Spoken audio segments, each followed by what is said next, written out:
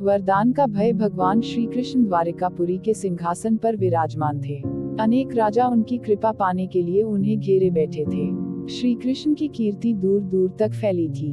उनकी चतुराई और पराक्रम के आगे सभी राजा हार मान चुके थे। बचा था बस दैत्यराज शकुनी। दैत्यराज शकुनी बहुत ही शक्तिशाली राजा था। देवता भी उससे थर्राते थे। उसने शिव की तपस्या की थी। उनसे अजय होने का वर पाया था।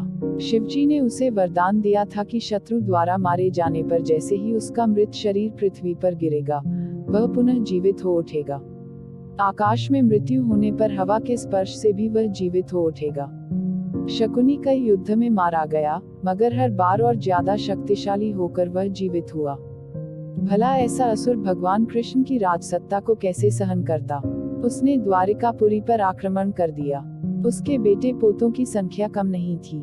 सभी वीर थे। वे सेना लेकर यादव कुल पर टूट पड़े, मगर वे यादवों के सामने टिक न सके। एक एक करके सारे मारे गए। यह देखकर शकुनी दैत्य तिलमिला गया। उसका क्रोध दावानल जैसा भयंकर था। उसने नए सिरे से सेना को तैयार किया। निर्णय लिया कि वह स्वयं जाकर यादव कुल का खात्मा करेगा। श्री कृष्ण को खबर मिली कि इस बार दैत्यराज शकुनी स्वयं युद्ध के लिए आ रहा है। वह विचार में डूब गए। यादवों के सेनापति ने कहा, महाराज आप चिंता न करें, हमारे हाथों से वह भी न बच पाएगा। श्री कृष्ण ने कहा, तुम उसकी शक्तियों को नहीं जानते। वह शिवजी से अजेय होने का वरदान पाए हुए है। बताते हुए श्री कृष्ण ने वरदान की पूरी बात बता दी। सुनकर सभी यादव चिंता में डूब गए। मगर मैंने भी उपाय सोच लिया है। मैं स्वयं उससे युद्ध करूंगा। उसी उपाय से वह मारा जा सकेगा। श्री कृष्ण बोले, कौन सा उपाय भगवान? सेनापतियों ने पूछा। श्री कृष्ण बताने लगे, वरदान देकर शिवजी ने कहा था, दैत्यराज, सृष्टि में कोई भी सदा जीवित नहीं रह सकता। परिवर्तन सृष्टि का मूल है। तुम ही बताओ, तुम अपने प्राणों की सुरक्षा कैसे चाहते हो? शकुनी ने कहा, आप ही बताएं। शिव बोले, यह तोता लो, इसी में तुम्हारे प्राण हैं। सागर में तरंगों के बीच एक द्वीप है, तुम वहीं इसे रखो। इसकी रक्षा शंखचूड़ नामक 7 फनों वाला भयंकर सर्प करेगा। यह सुनकर शकुनी प्रसन्न हो गया। वह जानता था, शंखचूड़ जैसे विषधर के रहते कोई तोते को पा नहीं सकेगा। अब क्या होगा? यादवों ने पूछा। होगा क्या? शकुनी को मारना है तो वह तोता लाना होगा।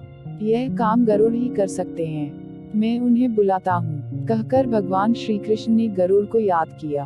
अपने विशाल पंखों के जोर से आंधी सी उठाते हुए गरुड़ तुरंत उपस्थित हो गया।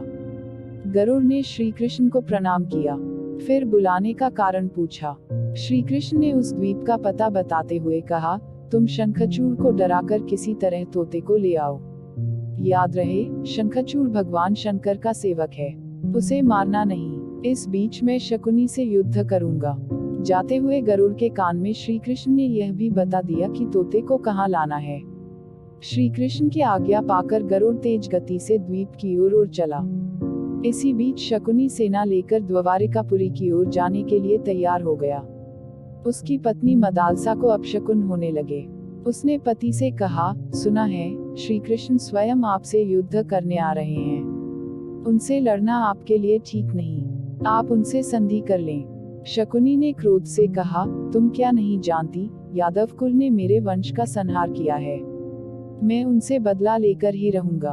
तुम जानती हो, शिव के वरदान से मेरे प्राण जिस तोते में है, उसे कोई खोज नहीं पाएगा। फिर कृष्ण मेरा क्या बिगाड़ लेगा? कहते हुए शकुनी युद्ध के लिए चल पड़ा। गरुड़ ने द्वीप पर पहुंचकर शंखचूड़ सर्प पर अपनी चोंच से प्रहार किया। शंखचूड़ अचानक हुए इस हमले से घबरा गया। वह जान बचाकर भागा। तभी मौका पाकर गरुड़ ने तोते के पिंजरे को चोंच में दबाया और आकाश में उड़ चला। उसने तोते को पिंजरे सहित समुद्र में डाल दिया।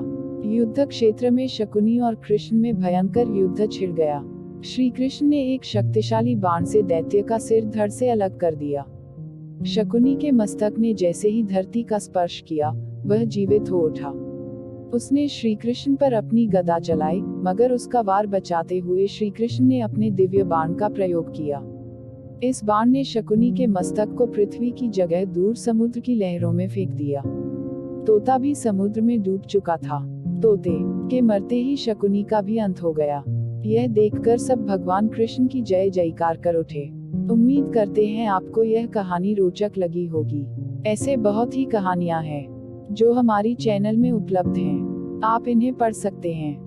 और सारे वीडियो के लिंक वीडियो के डिस्क्रिप्शन बॉक्स में मिल जाएगा, जरूर चेक करें। कहानी अच्छी लगी तो लाइक, कमेंट और शेयर करें। हिंदी कहानियाँ एवं प्रेरणादायक प्रसंग के लिए हमारे चैनल को सब्सक्राइब करें और पास में घंटी को टच करना ना भूलें, ताकि हम आपके लिए अच्छी हिंदी कहानी प्रस्तुत कर सकें। धन्यवाद।